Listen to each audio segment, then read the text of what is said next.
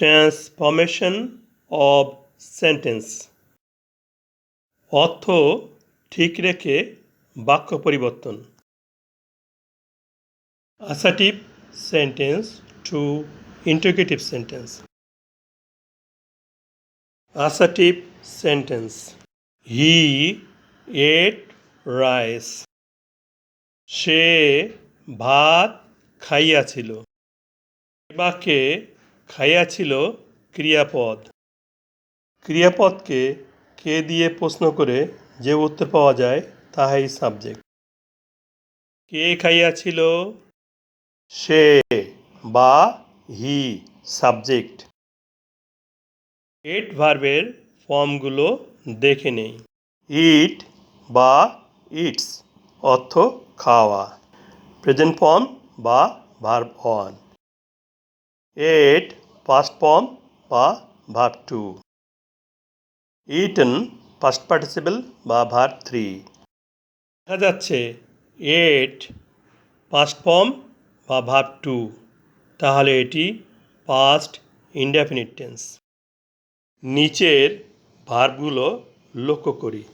Am, is, was, were, have, has, had, shall, should, will, would, can, could, may, might, must, need. Assertive সেন্টেন্সে এই ভার্বগুলোর একটিও নেই, অর্থাৎ বাক্যটি প্রিন্সিপাল ভার্ব দ্বারা গঠিত। বাক্যের প্রথমে সাবজেক্ট আছে এবং বাক্যের শেষে ফুল স্টপ, তাহলে এটি অ্যাসার্টিভ সেন্টেন্স। বাক্যের অর্থ ঠিক রেখে অ্যাসার্টিভ সেন্টেন্সকে ইন্টিগ্রেটিভ সেন্টেন্স করব।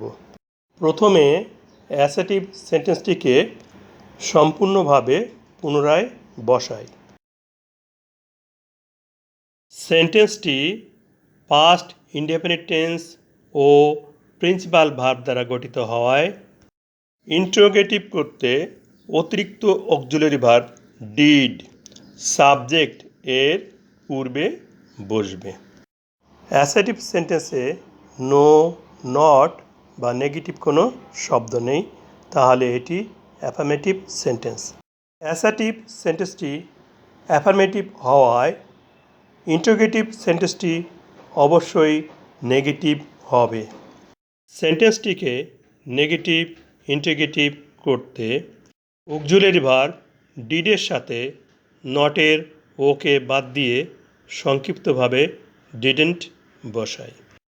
নেগেটিভ ইন্টারোগেটিভ সেন্টেন্সে অক্সিলারি ভার্ব ডিড ব্যবহৃত হওয়ায় উহার প্রিন্সিপাল ভার্ব এট এর প্রেজেন্ট ফর্ম ইট হবে।